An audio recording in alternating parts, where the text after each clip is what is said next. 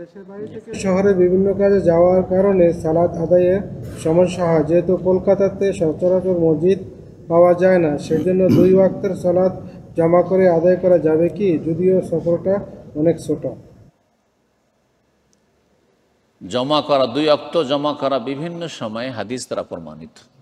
তার মধ্যে একটি হচ্ছে সফর, একটি হচ্ছে সফরে জমা করা সুন্নত নয়। অনেকে কসরের মতো সুন্নত, কসর হচ্ছে সুন্নাতে মুআক্কাদা, সুন্নাত ওয়াজিব নয়। আবার কসর সফরে, কিন্তু সফরের দূরত্বতে জমা করা জায়েজ, সুন্নাত নয়।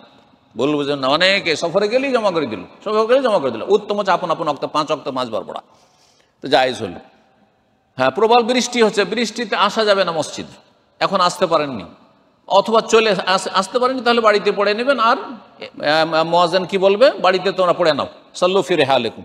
কিন্তু চলে এসছেন মসজিদে, জমায়েত হয়ে গেছেন মসজিদে, যে মুসাল্লিরা চলে এসছেন, এখন যে মাগরিব এর সাথে আসা সম্ভব হবে না হয়তো, যে বৃষ্টি হচ্ছে, ঝমঝমে বৃষ্টি, সুতরাং জমা করে, জমা বাইনা সালাত নবী সাল্লাল্লাহু আলাইহি ওয়াসাল্লাম করেছেন। দুশমনের ভয় আছে, যখন তখন বের হওয়া যাবে না। জোহর আসর একবার জমা করে নিলাম, কোনো রাত মাগরিব এশা জমা করলে এর সাথে আর আসা যাবে না, সেই জন্য জমা করা যাবে। অসুস্থতার সময় বারবার করে উজু করা সম্ভব নয়, আর বারবার করে আমার সালাত পড়া সম্ভব নয়। সুতরাং আমি জোহর আসর জমা করলাম, মাগরিব এশা জমা করলাম কখনো কখনো, তো অসুস্থতার অবস্থায় করা যাবে। এখন যেটা সফরের দূরত্ব নাই, একই শহরে, ঢাকা শহরে অথবা কলকাতা শহরে, বড় শহরে, এই প্রান্ত থেকে প্রান্ত যাবেন, অনেক সময় জ্যাম থাকে, যার ফলে অক্ত পার হয়ে চলে যায়। এই ক্ষেত্রে যখন প্রয়োজন হবে, কোনো উপায় নেই, তখন জমা করতে পারবেন। কিন্তু সেটা বাড়িতে বসে বসে নেই, যে বাড়ি থেকে আগে জমা করে বেরিয়ে গেলাম।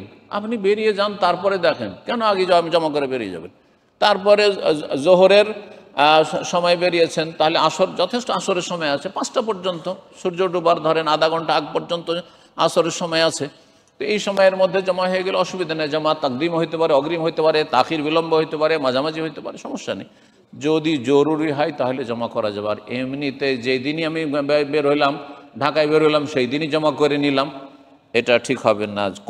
কতটা আপনার সলাতের সাথে মহব্বত আছে আর সলাতের গুরুত্ব আছে, সেটা আপনার চাল চলন বোঝাবে। আল্লাহ তৌফিক দান করুন। জি।